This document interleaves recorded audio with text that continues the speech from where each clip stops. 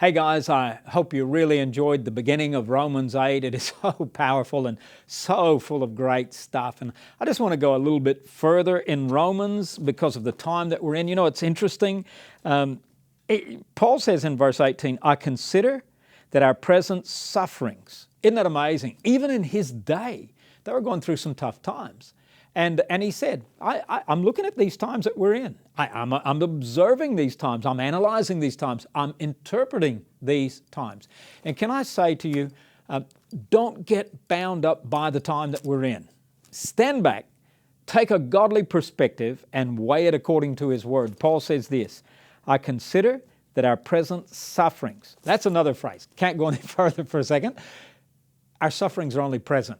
They're not forever things. This too will pass. There is greater things beyond this day, and we've been through things before. We will be through this. We will go through this as we went through things before. He says, I consider that our present sufferings are not worth comparing with the glory that will be revealed in us. Hey, church, can I tell you that God's goal for us is glory?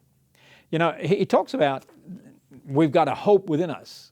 You know, the glory of the Son of God lives within us and shines through us, and there is a hope of glory, you know. And he says, the stuff you're going through, it can't even be compared with what's coming that's glorious, which is an amazing. And he says, even creation waits expectantly to see this.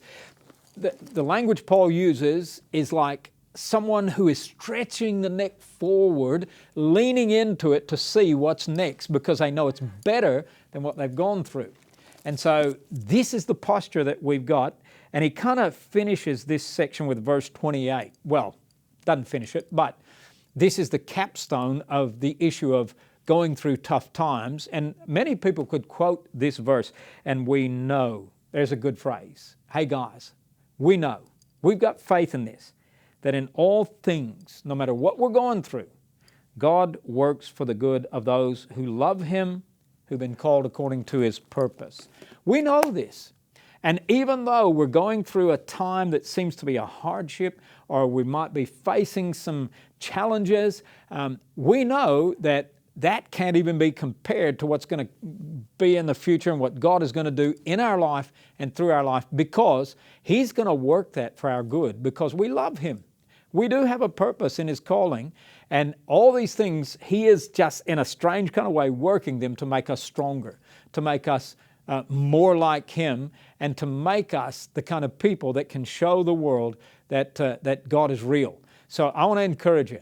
God is working all these things in your world for good because you love Him. You've been called according to His purpose, and these present things will pass, and the glory that's coming afterwards is far greater than the stuff we're facing right now. Hey, hang in there, church. We're going through this together.